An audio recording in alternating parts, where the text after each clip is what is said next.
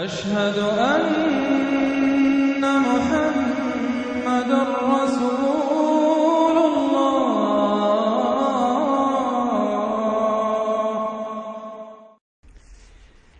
یہ جو چوتھا گروپ تھا مکی اور مدنی صورتوں کا وہ یہاں ختم ہوا، 8 مکیات اور 1 مدنی صورت۔ اب 5واں گروپ شروع ہو رہا ہے، اس میں 13 ہیں مکی صورتیں اور پھر 3 آئیں گی مدنی صورتیں۔ لیکن یہ جان لیجئے کہ اب جو مدنی صورتیں آئیں گی وہ چھوٹی چھوٹی ہیں، زیادہ سے زیادہ 4 رکوع، اکثر و بیشتر 2 رکوع۔ یہ جو بڑی مکیات تھی وہ تقریباً مدنیات جو ہیں وہ ختم ہو چکی ہیں، سورہ بقرہ، سورہ آل عمران، سورہ انفال۔ ترتیب کیا ہے؟ پہلے سورہ بقرہ ہے، پھر سورہ انفال ہے، پھر سورہ آل عمران ہے، پھر سورہ نساء ہے، پھر سورہ نور ہے، پھر سورہ احزاب ہے، پھر سورہ نور ہے، پھر سورہ مائدہ ہے۔ یہ ہے طویل،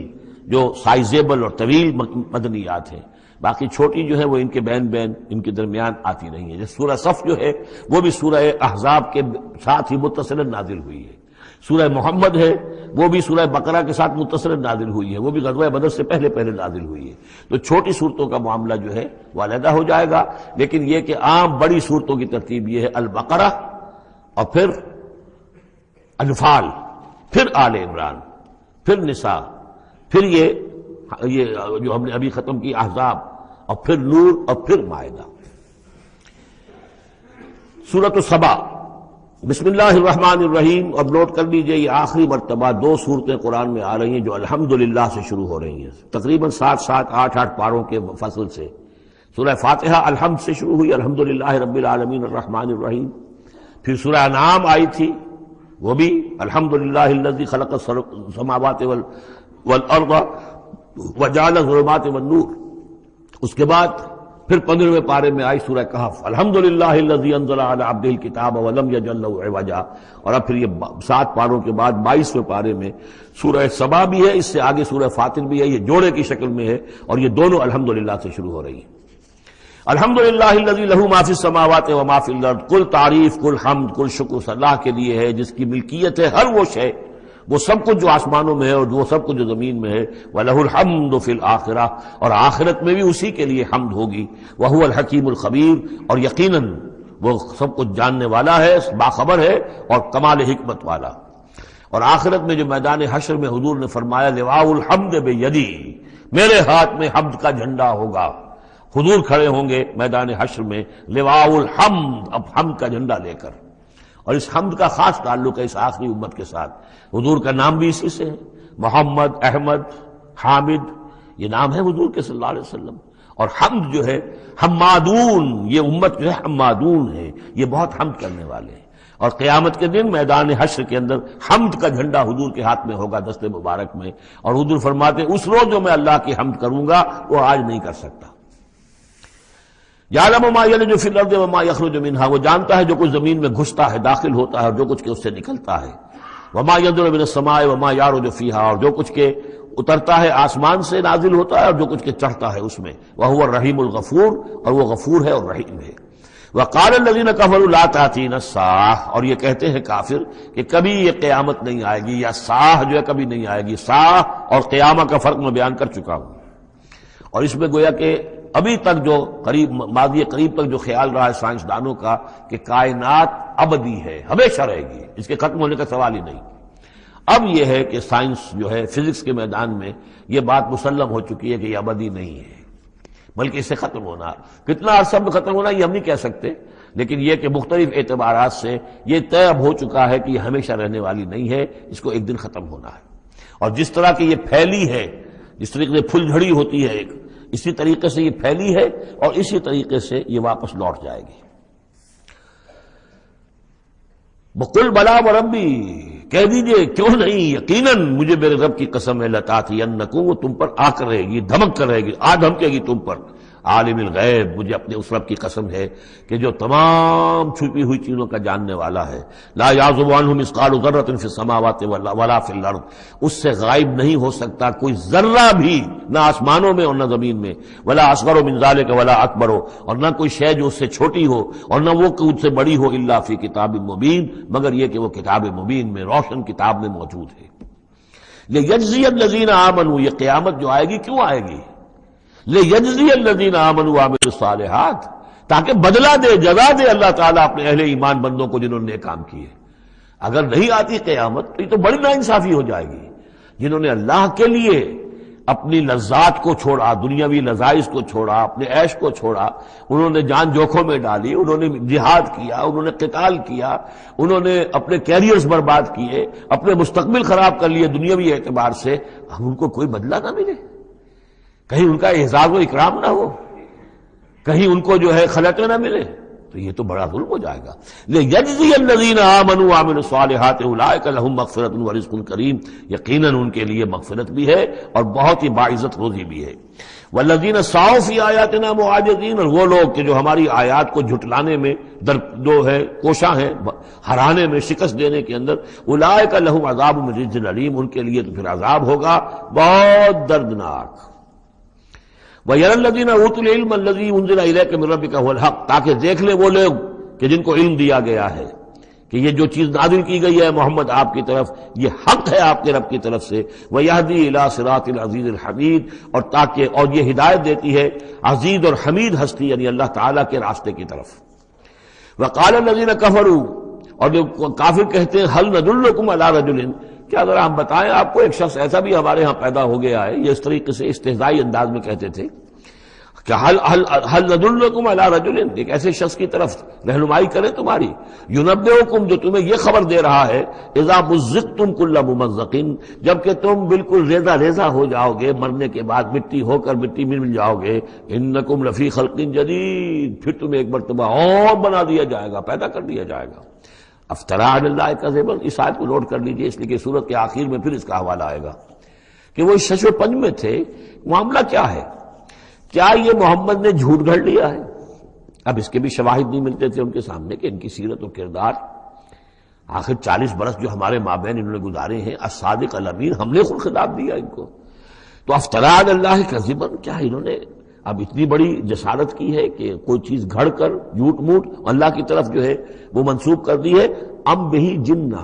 یا یہ کہ ان پر کوئی جنون ہو گیا ہے، وہ دماغی توازن کھو بیٹھے ہیں، یا کوئی آسیب کا سایہ آ گیا، یعنی ظاہر بات ہے کہ آسیب کا سایہ ہو گیا ہے، اور کوئی اگر ان کو جنون کا عارضہ ہو گیا تو پھر تو یہ پھر ملامت نہیں ہے، پھر تو آدمی کہہ دیتا ہے جو بھی چاہے کہہ دے۔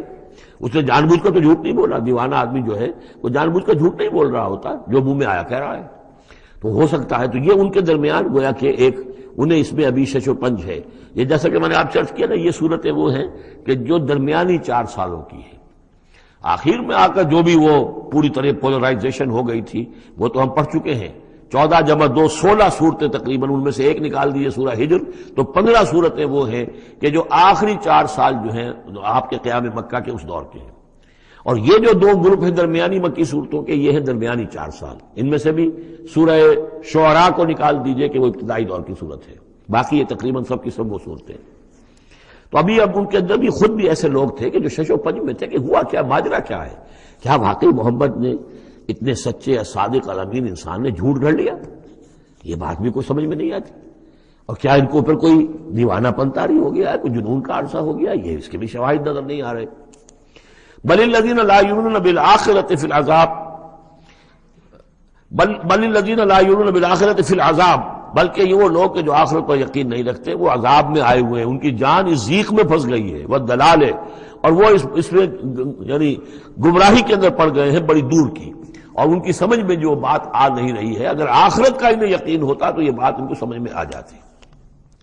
افلم یروا الی ما بین ایدیہم وما خلفہم، تو کیا انہوں نے دیکھا نہیں جو کچھ ان کے سامنے ہے اور جو کچھ ان کے پیچھے ہے، من السماء والارض، آسمانوں اور زمین میں سے۔ سامنے کیا ہے؟ آپ کائنات کو دیکھتے ہیں، یہ سب آپ کے سامنے ہے۔ پیچھے کیا ہے؟ تاریخی شواہد جو ہیں وہ آپ کے پیچھے ہیں۔ تو یہ جو ایام اللہ کے ذریعے سے تذکیر ہوتی ہے یہ ہے پیچھے، اور جو آلاء اللہ سے جو تذکیر ہوتی ہے یہ ہے سامنے کی شے۔ تو انہوں نے کیا دیکھا نہیں ان نشا نخسف بہم الارض، اگر ہم چاہیں تو ان کو زمین میں دھسا دیں، اور نسخت علیہم کسفا من السماء، اور اگر ہم چاہیں تو ان پر آسمان کا کوئی ٹکڑا گرا دیں۔ ان فی ذلک لآیۃ لکل عبد منیب، یقیناً اس میں نشانی ہے ہر اس شخص کے لیے، ہر اس بندے کے لیے جو اللہ کی طرف رجوع کرے۔ وَلَقَدْ آتَيْنَا داؤد مِنَّا فَضْلًا، اور ہم نے داؤد کو، حضرت داؤد حضرت سلیمان دونوں کا ذکر آیا تھا اس سے پہلے سورہ نمل میں، لیکن وہاں حضرت داؤد کا ذکر بہت ہی مختصر پہلی آیت میں تھا، باقی سارا معاملہ پھر حضرت سلیمان کا تھا۔ لیکن یہاں اب ذرا حضرت داؤد علیہ السلام کی شخصیت کو زیادہ اور ان کا ایک واقعہ بیان کیا جا رہا ہے۔ وَلَقَدْ آتَيْنَا داؤد مِنَّا فَضْلًا، اور ہم نے داؤد کو اپنی طرف سے اپنے خاص خزانہ فضل سے بڑا فضل عطا کیا تھا۔ یا جبال اوبی معہ والطیر، اور ہم نے حکم دے دیا تھا پہاڑوں کو بھی اور پرندوں کو بھی کہ ان کے ساتھ آواز میں آواز ملا کر حمد کے ترانوں میں ان کے ساتھ شامل ہو جائیں۔ یہ تعویب کہتے ہیں ترجیح، لوٹانا۔ جیسے کہ کسی وقت کوئی گانا ہو رہا ہے تو گانے میں کوئی ایک بول ہوتا ہے جو بار بار آتا ہے، اور یہ کہ اس کو پھر بہت سے لوگ مل کر گاتے ہیں، کوئی ایک گانے والا ہے یا گانے والی ہے، عام گانا مین تو اس کا ہے، لیکن کوئی درمیان میں ایسی چیز آتی ہے کہ جس کو وہ سب کے سب مل کر آواز میں پھر اس کو دہراتے ہیں، یہ ہے تعویب۔ تو اللہ تعالیٰ نے حکم دے دیا تھا یا جبال ہو، اے پہاڑ، اور اوبی معہ، اس کے ساتھ تم اپنی آواز ملاؤ اور اس کے ساتھ اس ترانہ حمد میں شریک ہو جاؤ، والطیر، اور اے پرندو تم بھی، وَعَلَنَّا لَهُ الْحَدِيدَ، اور ہم نے اس کے لیے نرم کر دیا لوہے کو، ان اعمل سابغات، کہ اے داؤد ہم نے تمہیں یہ کام سکھا دیا ہے، لوہا اب تمہارے لیے آسان کر دیا، نرم کر دیا ہے، اب اس سے بناؤ زرہیں کشادہ، وقدر فی السرد، اور جو زرہ بنانے میں اب جوڑ بنانے پڑتے ہیں تو اس کے لیے یہ ہے کہ اس میں جوڑ کڑیاں ملاؤ بڑی حساب کے ساتھ، وقدر فی السرد وعملوا صالحا، اور نیک عمل کیا کرو، انی بما تعملون بصیر، یقیناً ہم جو کچھ تم کر رہے ہو اسے دیکھ رہے ہیں۔ وَلِسُلَيْمَانَ الرِّيحُ غُدُوُّهَا شَهْرٌ وَرَوَاحُهَا شَهْرٌ، اور ہم نے ریحا، وَلِسُلَيْمَانَ الرِّيحَ، اور ہم نے حکم دے دیا تھا ہوا کو اور مسخر کر دیا تھا سلیمان کے لیے کہ صبح کو وہ چلتی تھی تو 1 مہینے کی مسافت تک حضرت سلیمان کو لے جاتی تھی، یعنی عام حالات میں جو ان کا اس زمانے کے جو بھی ٹرانسپورٹ کے اور جو بھی مینز آف کمیونیکیشن تھے، تو 1 مہینے میں جو مسافت طے ہو سکتی تھی وہ تیز ہوا جو حضرت سلیمان کے حکم سے چلتی تھی، تو صبح کے وقت وہ صرف ایک صبح میں وہ اتنی دور تک سفر کرا دیتی تھی۔ وَرَوَاحُهَا شَهْرٌ، اور اسی طریقے سے شام کی منزل بھی 1 مہینے کی مسافت۔ وَأَصَلْنَا لَهُ عَيْنَ الْقِطْرِ، اور ہم نے اس کے لیے جاری کر دیا تھا ایک چشمہ پگھلے ہوئے تانبے کا۔ وَمِنَ الْجِنِّ، اور جنات میں سے ہم نے ان کے تابع کر دیے تھے، مسخر کر دیے تھے، مَن يَعْمَلُ بَيْنَ يَدَيْهِ، جو ان کے سامنے مشقت کرتے تھے، مزدوری کرتے تھے، ان سے کام لیتے تھے حضرت سلیمان بِإِذْنِ رَبِّهِ، اپنے رب کے اذن سے۔ وَمَن يَزِغْ مِنْهُمْ عَنْ أَمْرِنَا، اور جو کوئی بھی ان میں سے ہمارے حکم سے کوئی سرتابی کرتا تھا، ٹیڑھا ہوتا تھا، نُذِقْهُ مِنْ عَذَابِ السَّعِيرِ، ہم اس کو عذاب چکھاتے تھے، بہت جلا دینے والا عذاب۔ یعملون لہ، اور یہ شیاطین، یہ جن جو کیا کرتے تھے ان کے لیے، یعملون لہ ما یشاء، ہر عمل کرتے تھے اور وہ چیزیں بناتے تھے جو وہ چاہتے تھے، من محاریب، بڑی بڑی عمارتیں بناتے تھے، بتماثیل، بڑے بڑے مجسمے بناتے تھے۔ اب یہ تماثیل کا بنانا جو ہے شریعت محمدی میں حرام ہو چکا ہے، لیکن یہ کہ معلوم ہوتا ہے کہ اس وقت تک اس کے اندر حرمت نہیں تھی۔ جفان کا جواب، اتنے بڑے بڑے کڑھائے ہوتے تھے لگن کہ جیسے کہ وہ تالاب ہیں، اور قدور الراسیات، اور اتنی بڑی دیگیں ہوتی تھی جو ہل نہیں سکتی کہیں، بس وہ مستقل طور پر چولہوں کے اوپر رکھ دی گئی تھی۔ اس قسم کی دیگ سنا ہے کہ اجمیر شریف میں ہے، وہاں جو شیخ معین الدین اجمیری رحمۃ اللہ علیہ کا جو مزار ہے، تو وہاں وہ دیگیں ہیں بہت بڑی بڑی، جن کے اندر جو ہے وہ تو پھر انسان اس کے اندر داخل ہو کر پھر وہاں سے بھر بھر کے وہ لوگوں کو دیتے ہیں، اس لیے کہ وہاں جو ہجوم ہوتا ہے تو اس کے لیے اتنا بندوبست وہاں کیا گیا ہے۔ تو ایک نشانی اگر کسی کو دیکھنی ہو تو وہاں جا کر دیکھ لیں۔ لیکن حضرت سلیمان کے لیے یہ جنات کے ذریعے سے اللہ تعالیٰ نے یہ سارا کام فراہم کر دیا تھا۔ اعملوا آل داؤد شکرا، اے داؤد کے گھر والوں، کیونکہ حضرت داؤد کے بیٹے حضرت سلیمان، تو ان سے کہا جا رہا ہے عمل کرو اور احسان مان کر ہماری نعمتوں کا حق ادا کرتے ہوئے، وَقَلِيلٌ مِّنْ عِبَادِيَ الشَّكُورُ، اور واقعہ یہ ہے کہ ہمارے بندوں میں سے، میرے بندوں میں سے شکر کرنے والے کم ہی ہیں۔ فلما قضینا علیہ الموت، جب ہم نے ان پر موت طاری کر دی، ما دلہم علی موتہ، تو ان جنات کو اس کی موت کی خبر نہ ہو سکی، نہیں مطلع کیا اس کی موت پر، جنات کو الا دابۃ الارض، مگر یہ جو گھن ہے دیمک، اس نے، زمین کا کیڑا، تاکل من ساعتہ، کہ وہ کھا گیا اس کو، اس کی وہ جو عصا تھا جس کو لے کر کے ٹیک لگا کر حضرت داؤد کھڑے تھے، وہ جان قبض ہو چکی ہے، انتقال کر گئے، لیکن وہ کھڑے رہے وہاں پر، اور جب وہ عصا جو ہے وہ دیمک چٹ کر گئی اور وہ عصا گرا، ٹوٹا، اور پھر حضرت جو سلیمان کی جو کا جسد جو ہے وہ گرا، تو انہیں معلوم ہوا۔ فلما خر، تو جب وہ گر پڑے، تبینت الجن، تو اب معلوم ہو گیا جنات کو، اللہ کانوا یعلمون الغیب، اگر انہیں علم غیب حاصل ہوتا، ما لبثوا فی العذاب المہین، تو وہ اس عذاب مہین میں نہ رہتے اتنے عرصے تک۔ وہ یہی سمجھ رہے تھے کہ یہ کھڑے ہوئے ہیں سلیمان، لہذا جو بھی کام لگا رکھا ہے وہ کام کر رہے ہیں۔ لقد کان لسبأ فی مسکنہم آیہ، اسی طرح قوم سبا کے لیے بھی ان کے مسکن میں، ان کے وطن میں ہماری ایک نشانی تھی۔ یہ قوم سبا یمن میں آباد تھی، اور ان کے ہاں یوں سمجھیے کہ 2 سلسلے باغات کے چلے گئے تھے سینکڑوں میل تک، اور بہت عمدہ باغات، پہاڑی علاقہ ہے، بہت بند بنائے تھے انہوں نے، اور یہ کہ یہ تقریباً 800 قبل مسیح کے زمانے میں یہ بند بنائے گئے ہوں، حضرت مسیح سے 800 برس قبل، اور ایک بہت بڑا بند تھا سد معارم۔ لیکن یہ کہ پھر اس قوم کے اندر ناشکری پیدا ہوئی، پھر جو بھی ہوتا ہے زوال اخلاقی اور دینی مذہبی جو آیا، اس کے نتیجے میں اللہ تعالیٰ نے اسی بند کا جو ہے ان کے اوپر سیلاب، جیسے خدا نہ خواستہ آج بھی کوئی بڑا ڈیم جو ہے اگر ٹوٹ جائے تو کیا ہوگا، کیا قیامت آئے گی، کس تیزی کے ساتھ پانی آئے گا، اور کتنی اونچی پانی کی دیوار جو ہے وہ آئے گی۔ اس طرح کا عذاب آیا اور بہت ہلاک کر دیے گئے، اور یہ کہ پھر اس کے بعد جو ہے وہ باغات نہ رہے، بلکہ وہاں پر بس صرف جیسے جنگلوں میں ہوتا ہے کچھ یہ پیلو اور وغیرہ چیزیں جو ہوتی ہیں، ڈیلے، یہ جھاڑیوں میں لگ جاتی ہیں کچھ چیزیں، اور میکسیمم یہ کہ کچھ بیر باقی رہ گئے، باقی ساری نعمتیں اللہ نے ان سے سلب کر لی، کیونکہ انہوں نے شکر نہیں کیا، انہوں نے ناشکری کی۔ حال ہی میں میرا ذہن اس آیہ مبارکہ کی طرف منتقل ہوا ہے پاکستان کی تاریخ کے حوالے سے، کہ جنتین، اللہ نے ہمیں بھی 2 باغ دیے تھے، ایک مشرقی پاکستان، ایک مغربی پاکستان، لیکن جو صورتحال ہوئی ہے، اور کتنی خوشحالی تھی ابتدا میں دونوں جگہ، اور اب کیا حال ہے دونوں جگہ، تو اس کے اندازہ کر لیجئے ایک ہلکے درجے میں وہی ہے کہ فیہ ذکرکم، ہمارا ذکر جو ہے وہ کہیں نہ کہیں موجود ہے، بشرطے کہ ہم قرآن کو پڑھتے ہوئے اس کے بین السطور بھی پڑھنے کی کوشش کریں۔ لقد کان لسبأ فی مسکنہم آیہ، قوم سبا کے لیے ان کے مسکن میں، ان کے ملک میں ایک آیت، ایک نشانی تھی ہماری، جنتان عن یمین و شمال، 2 باغات کے سلسلے تھے داہنے اور بائیں طرف، کلوا من رزق ربکم، کھاؤ اپنے رب کے رزق میں سے، واشکروا لہ، اور اس کا شکر ادا کرو، بلدۃ طیبۃ، تمہاری یہ بستیاں بہت پاکیزہ ہیں، ورب غفور، اور تمہارا رب جو ہے بہت ہی بخشنے والا ہے۔ فاعرضوا، انہوں نے اعراض کیا، فارسلنا علیہم سیل العرم، پھر ہم نے ان کے اوپر بہت زور کا سیلاب چھوڑ دیا، وبدلناہم، اور ہم نے پھر بدل دیے، بجنتیہم، ان کے ان 2 باغات جن میں ہر طرح کے انواع و اقسام کے پھل تھے، ان کی جگہ پر جنتین، 2 ایسے باغ، ذوات اوکل خمط، کہ کچھ کسیلے قسم کے اس میں کچھ پھل ڈیلے وغیرہ جو ہو جاتے ہیں جھاڑیوں کے اندر، وعسل، اور جھاؤ، وشیء من سدر قلیل، تھوڑا سا بس اگر کچھ رہ گیا تھا وہاں پر تو وہ تھی اگر کوئی اچھی چیز تو وہ کچھ بیر تھوڑے سے۔ ذالک جزیناہم، یہ ہم نے ان کو بدلہ دیا، بما کفروا، ان کے کفران نعمت کی وجہ سے، وہل نجازی الا الکفور، اور ایسا برا بدلہ ہم دیتے ہیں صرف انہی کو کہ جو ناشکرے ہوں۔ وجعلنا بینہم وبین القری التی بارکنا فیہا، اصل میں یہ ایسٹ ویسٹ ٹریڈ کا جو میں نے آپ کو بتایا معاملہ کہ یہ قریش کی ایک رہی ہے، ان کی اجارہ داری رہی ہے اس کے اوپر، اس سے پہلے اس قوم سبا کے پاس تھا یہی معاملہ۔ قوم سبا جو یمن میں یہ آباد تھے، اور ان کا یہ سرسب شاداب علاقہ بھی تھا، بہت خوشبویات یہاں پیدا ہوتی تھیں، اور ہر طرح کی بڑی آسودگی تھی، اور بہت پرانے زمانے کے جو کچھ سیاح ہیں انہوں نے حالات بھی لکھے ہیں،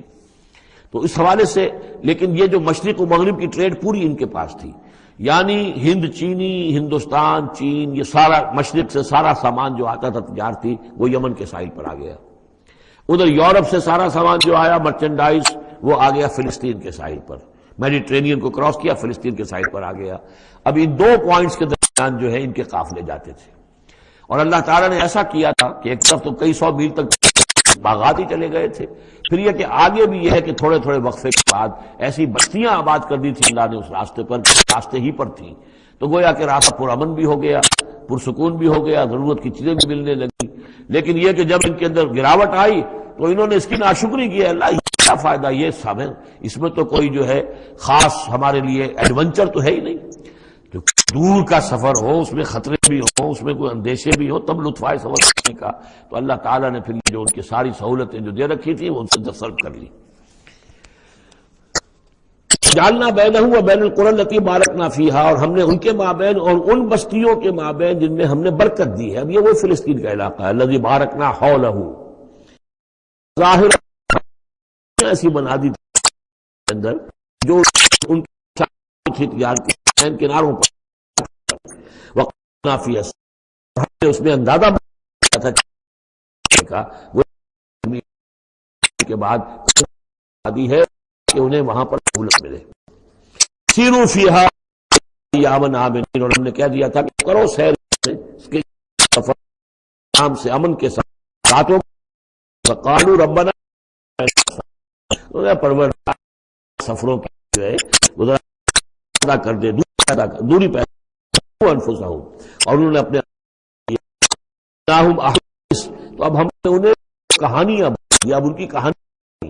ان کی تاریخ کے اندر داستان، اب ان کا کوئی نام رہا ناہم کلا ریزہ کر دیا کہ جب یہ بند ہے اور سیلاب آیا ہے کوئی 450، یعنی سمجھیے سوا جب وہی شروع ہوئی 60 برس پہلے، اس کے بعد سے پھر قریش کو جو ہے مل گئی۔ اب ان کے شمال اور جنوب میں تو اس کا پیدائش نہیں ہے۔ اس کے بعد یہاں خود اوس اور خزرج کے قبیلے جو آباد ہوئے مدینہ منورہ، اور جو جا کر عرب قبائل آباد ہوئے، یمن بڑا مرکز رہا تہذیب کا، سب تہذیب و تمدن گیا، اور یقین میں آیات لکل صبار شکور نشانیاں ہیں ان لوگوں کے لیے جو صبر کرنے والے ہیں۔ صدق نہ ہو، اور گمان کو سچ ہو الا فریق، تو ان سب نے ہی پیروی کی سوائے تھوڑا سا ایک ایمان کی، کان لہو، لیکن اس کو حاصل نہیں تھا آخرت کی ہے کہ وہ ورغلا کا دے، سب دکھائے، وہ بھی ہم دیکھ لیں، واضح ہو جائے کہ جو آخرت پر سکتا ہے منہا فی شک، ان کو کہ جو آخرت کے بارے میں مبتلا ہے، علی کل حفیظ، آپ کا پروردگار گران اور نگہبان۔ قل ادعوا الذین زعمتم من دون اللہ لا یملکون مثقال ذرۃ فی السماوات ولا فی الارض وما لهم فیہما من شرک وما له منہم من ظہیر۔ صدق اللہ العظیم۔ اے نبی، ان مشرکین سے کہیے کہ پکارو جن کو بھی تم نے گمان کیا ہے کہ وہ اللہ کے سوا تمہارے مددگار ہیں یا تمہارے اولیاء ہیں یا تمہارے دیوی ہیں یا دیوتا ہیں۔ لا یملکون مثقال ذرۃ فی السماوات ولا فی الارض، انہیں کوئی اختیار حاصل نہیں ہے ایک ذرے کے ہم وزن بھی، نہ آسمانوں میں نہ زمین میں۔ ما لہم فیہما من شرک، ان کا کوئی شرک جو ہے، ان کا کوئی ساجھا نہیں ہے، کوئی شریکہ نہیں ہے زمین اور آسمان کے معاملے میں اللہ کے ساتھ۔ وما لہ منہم من ظہیر، اور نہیں ہے ان میں سے کوئی بھی اللہ کا مددگار۔ یہ ایک دوسری شکل ہے کہ اللہ تعالیٰ کے بارے میں ایک گمان تو یہ تھا کہ اس کے کچھ پیارے اور لاڈلے ایسے ہیں کہ جن کی بات وہ نہیں ٹال سکتا، چاہے وہ بیٹیاں ہیں، انہوں نے فرشتوں کو اللہ کی بیٹیاں قرار دیا، یا یہ کہ اور اولیاء اللہ ہیں یا اور بزرگ ہستیاں ہیں، تو ان کی سفارش سے ہم بچ جائیں گے۔ اور دوسرا ایک تصور یہ بھی رہا ہے اس مشرکانہ پورے اوہام کے سلسلے میں کہ ایک اللہ تو ہے بہت بڑا اللہ، وہ تو سب کے قابو یافتہ ہے، سب سے اوپر ہے، اس کائنات کا خالق مالک تو وہی ہے، لیکن اس نے چھوٹے اپنے نائبین رکھے ہوئے ہیں۔ یعنی یہ جو ان کا ذہن تھا کہ آخر ایک چھوٹی سی مملکت بھی ہوتی ہے تو بادشاہ کے کچھ ایسے منصبدار بھی تو ہوتے ہیں کوئی سپہ سالار بہت بڑا ہے، فوجی لیڈر ہے، تو اس کے چھوٹے چھوٹے اس کے جو اور آفیسرز ہیں اور جو اس کے جو بھی سالار ہیں، تو آخر ان کا بھی کچھ عمل دخل ہوتا ہے۔ تو اللہ نے اپنی اس عظیم کائنات میں کچھ اختیارات تقسیم کیے ہوئے ہیں اپنے نائبین کو، جو اس پوری کائنات کا انتظام چلانے میں اس کے مددگار ہیں۔ یہ تصور جو ہے نائبین سلطنت کا، یہ بھی ان کے ہاں موجود تھا، اور یہ زیادہ تر ہندوستان کی جو مائتھولوجی ہے اس میں یہی ہے، دیوی دیوتا۔ اصل میں اس تصور میں اور ایمان بالملائکہ میں بڑا باریک سا فرق ہے، لیکن یہ باریک سا فرق جو ہے مردی اور نامردی، قدم فاصلہ دارت زمین و آسمان کا فرق واقع ہو جاتا ہے۔ ہم بھی مانتے ہیں کہ فرشتے ہیں، یہ کارندے ہیں اس کائنات کے، یہ اللہ کی اس کائناتی حکومت کے سول سروس ہے، ان میں سے کسی کے پاس اختیار کوئی نہیں ہے،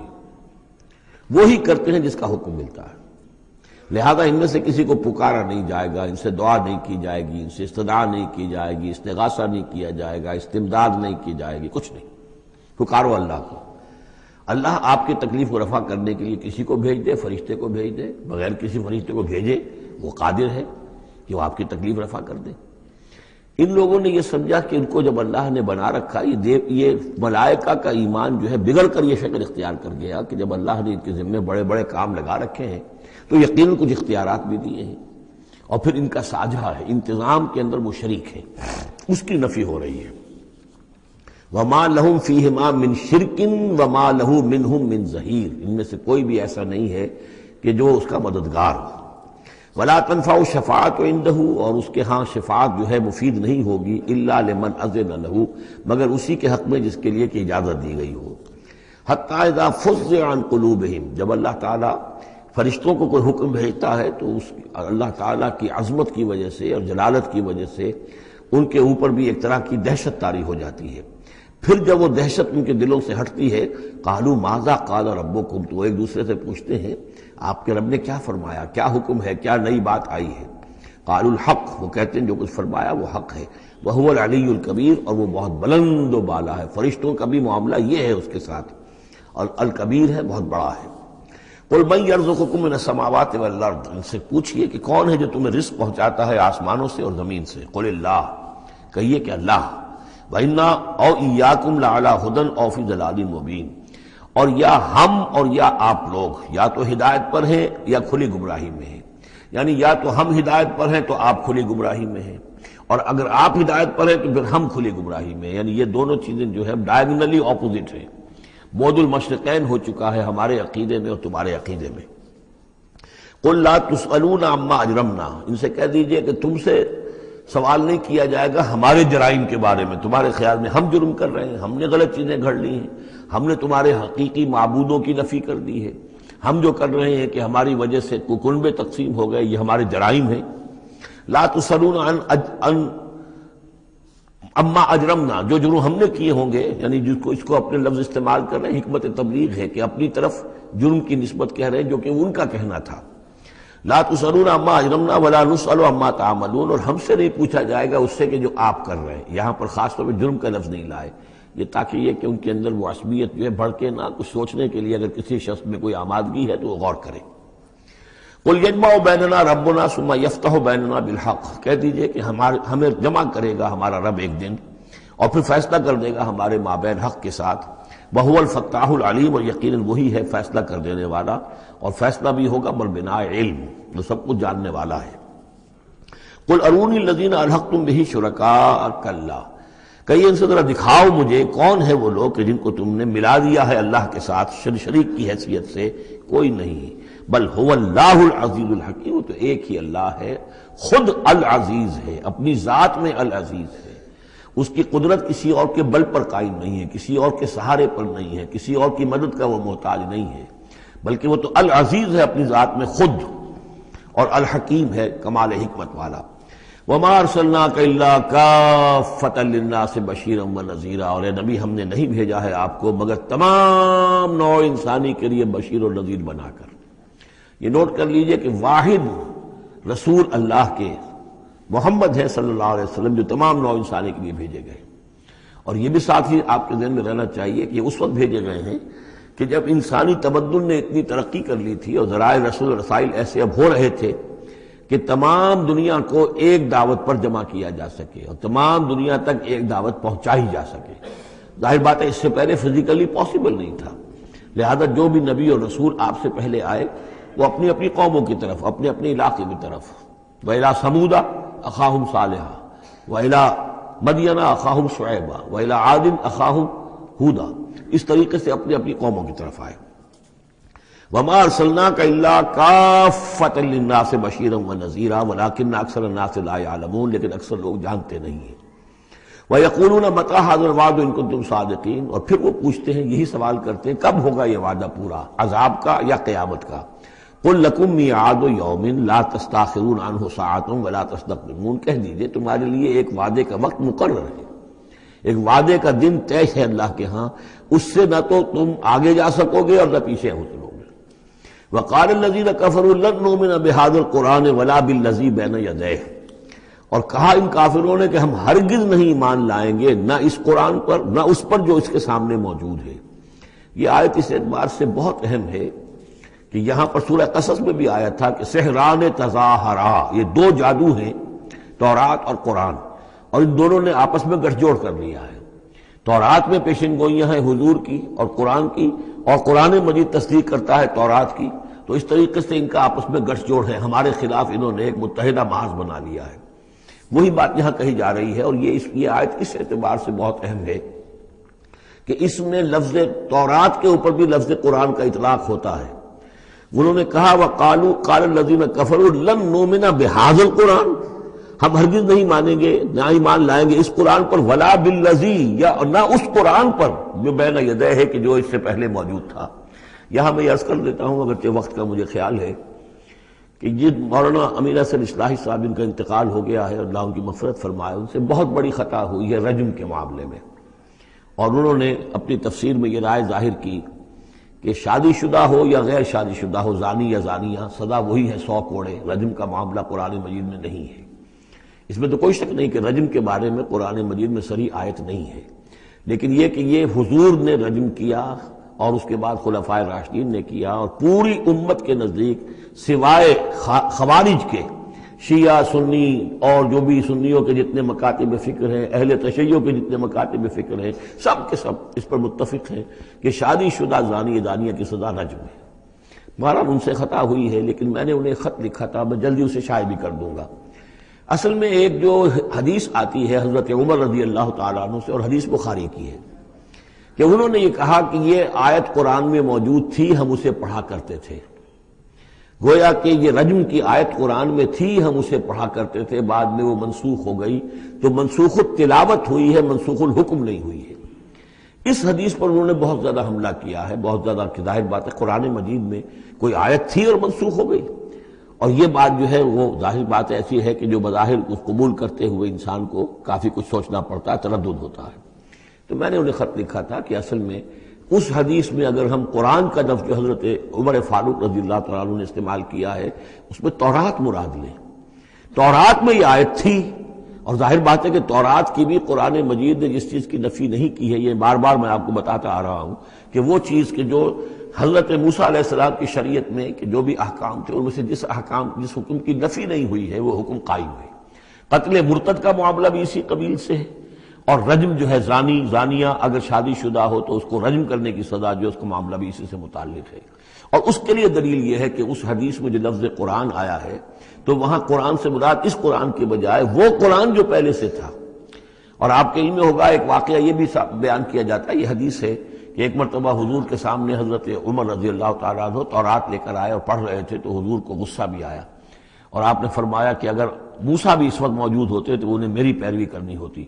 تو یہ بات بالکل صحیح ہے، جس چیز کا حکم قرآن میں آ گیا ہے اس کو تورات منسوخ نہیں کر سکتی، اور اس میں تورات کا کوئی اور حکم ہے تو اس کو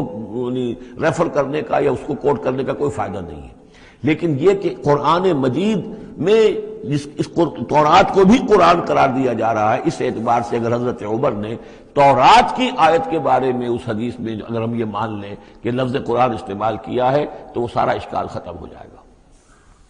اس اعتبار سے یہ آیت بہت اہم ہے۔ وقال الذین کفروا، کہا ان کافروں نے، لن نؤمن بہذا القرآن، نہیں مانیں گے ہرگز ہم نہ اس قرآن کو، ولا بالذی بین یدیہ، نہ اس کو جو اس سے پہلے موجود ہے،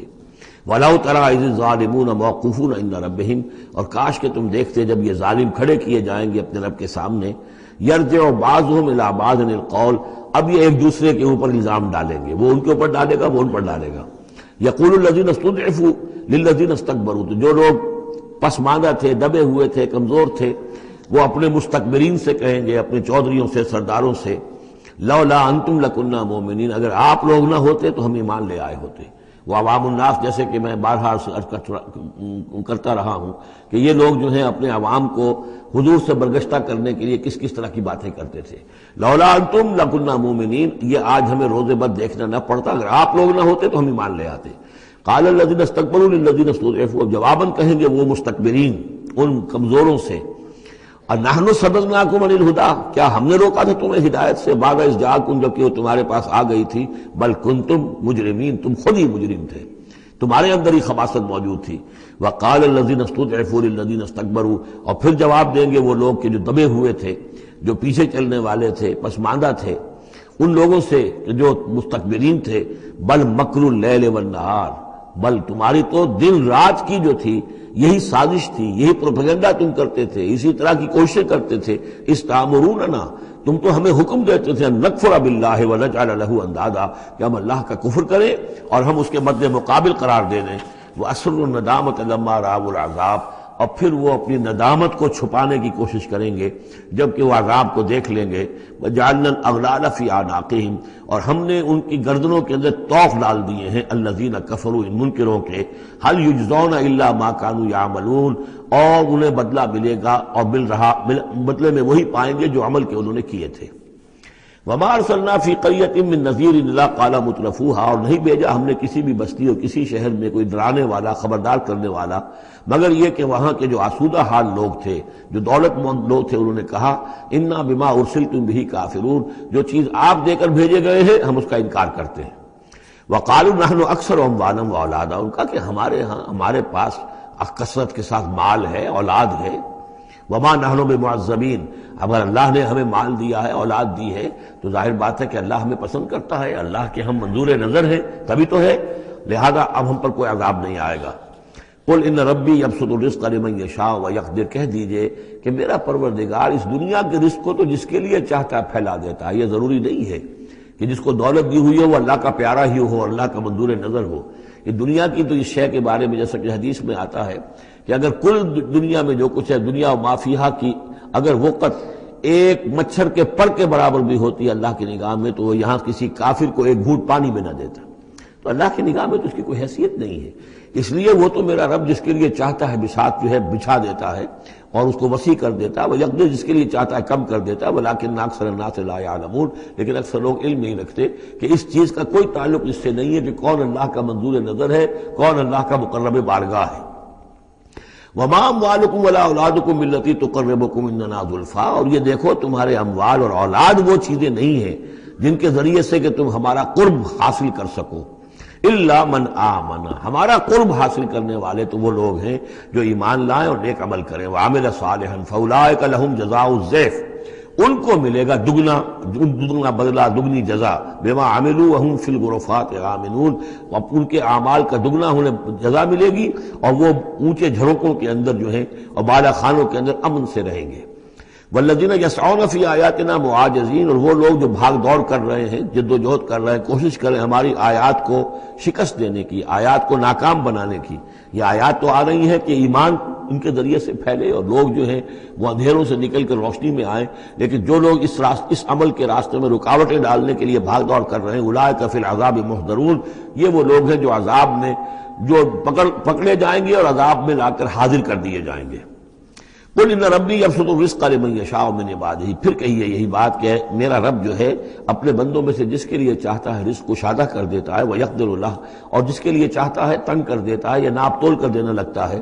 وما انفقتم من شیء فهو یخلفہ، اور جو بھی کچھ تم خرچ کرتے ہو اللہ کی خوشنودی کے لیے، اللہ کی رضا کے لیے، وہ تمہیں لوٹا دیتا ہے۔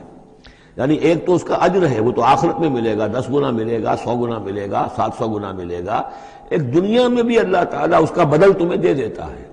یعنی اس معاملے میں تنگ دل نہ ہو، جو کچھ تم دو گے اللہ کی راہ میں کیا پتہ ہے کہ اس سے کیسی کیسی برکتیں تمہارے مال میں پیدا ہو جائیں. اللہ تعالیٰ کے معاملات جو ہیں وہ یہ ہے کہ اس دنیا میں بھی وہ نقد بھی تمہیں اس کا جو ہے بدل دے دے گا.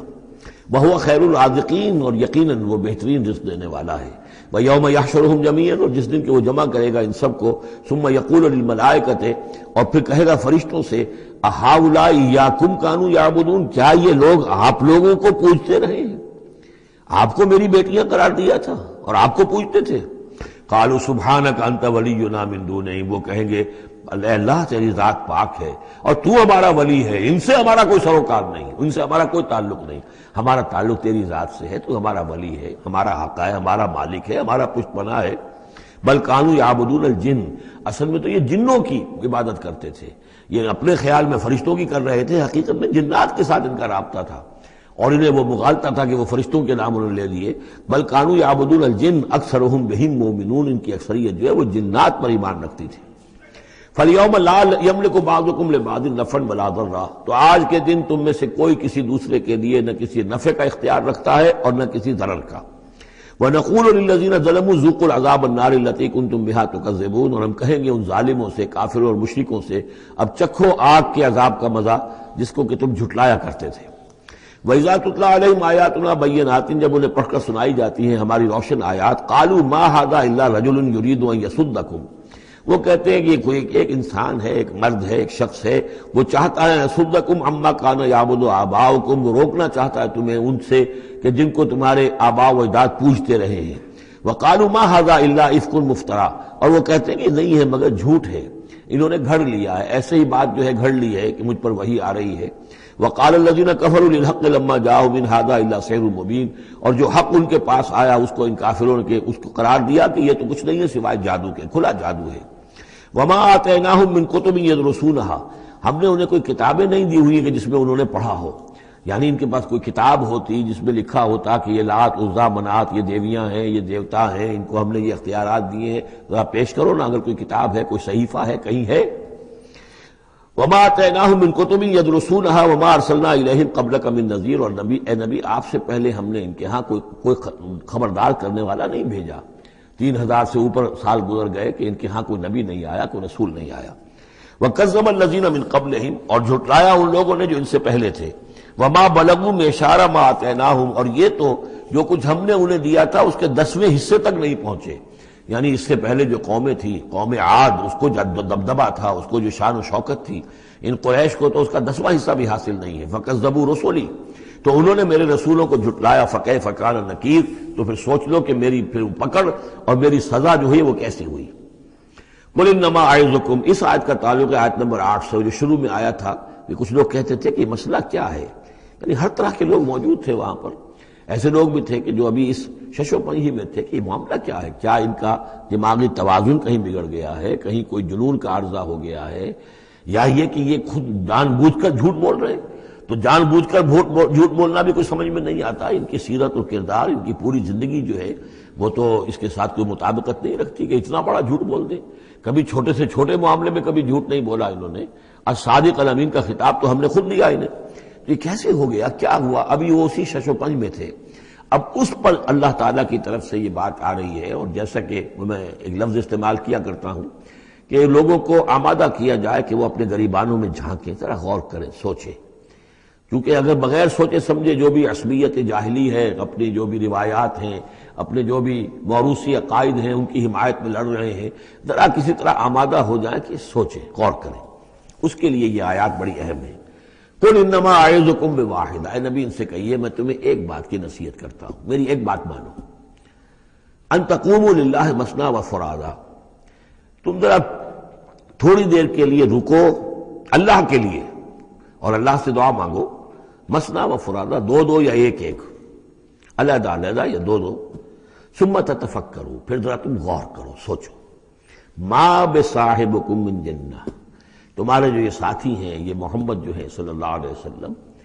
ان کے اندر کوئی جنون کا عارضہ نہیں ہے، انہیں کوئی دماغ ان کا خراب نہیں ہوا ہے، کہیں کوئی آسیب کا سایہ نہیں. ان کی زندگی دیکھو، بڑی منضبط زندگی ہے، بڑی پاک اور صاف زندگی ہے، ستھری زندگی ہے. ان کے معمولات کو دیکھو، کوئی شخص کے جس سے جنون کا عارضہ ہو جائے تو اس کے کچھ اور شواہد بھی تو ہوتے ہیں۔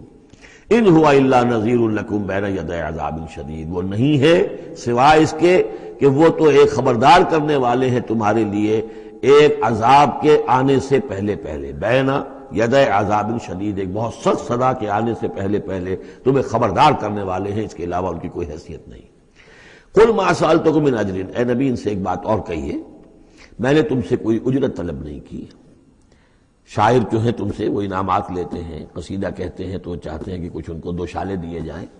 اسی طریقے سے اور کوئی کہانی سنانے آتا ہے تو وہ بھی کوئی اجرت مانگتا ہے۔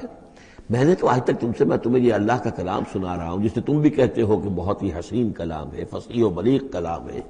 تو میں نے کبھی تم سے کوئی اجرت مانگی ہے؟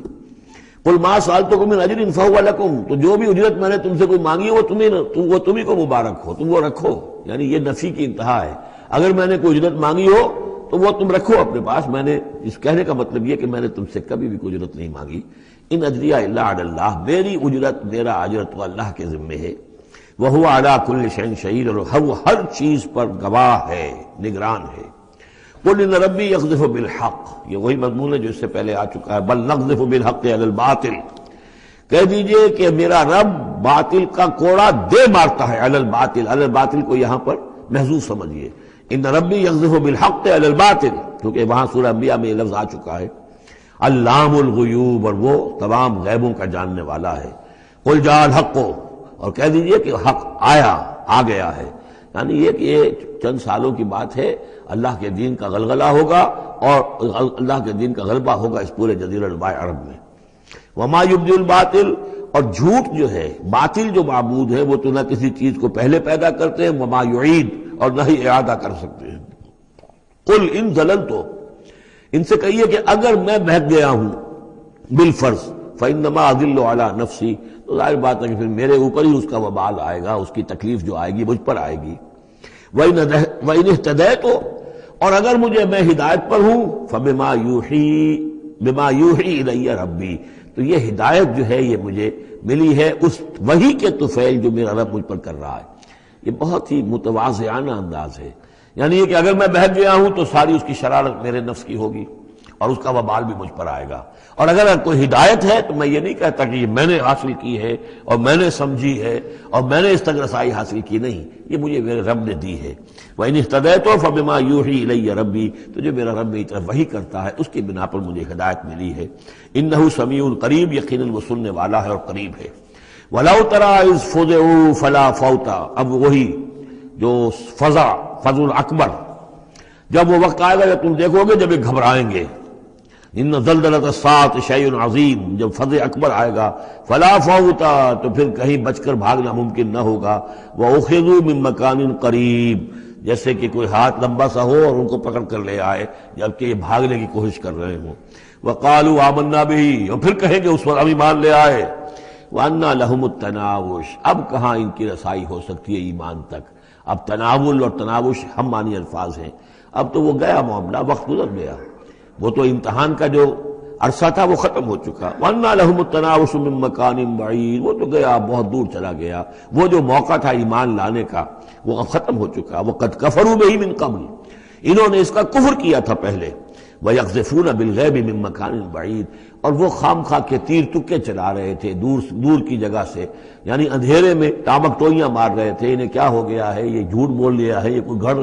گھڑ لیا ہے، یا ان کو کوئی جن آ گیا ہے، یا یہ کوئی شاعر ہے، یا کوئی جو کوئی اپنا غلام رکھا ہوا ہے اس سے ڈکٹیشن لے رہے ہیں، یہ سب تیر تکے یہ چلاتے رہے اور قرآن کا اور محمد کا انکار کرتے رہے، تو اب ایمان لانے کا کوئی فائدہ نہیں۔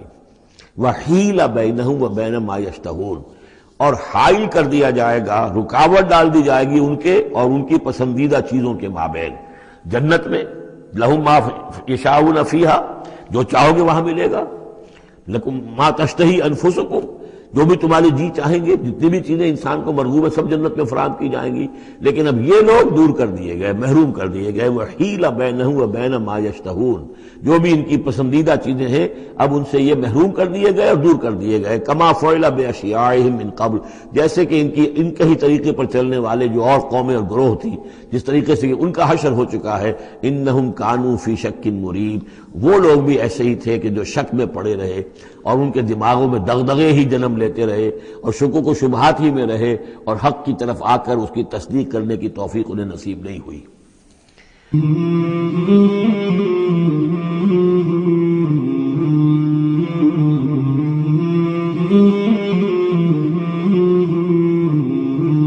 مولاي صل وسلم دائما أبدا على حبيبك خير الخلق كلهم. مولاي صل وسلم دائما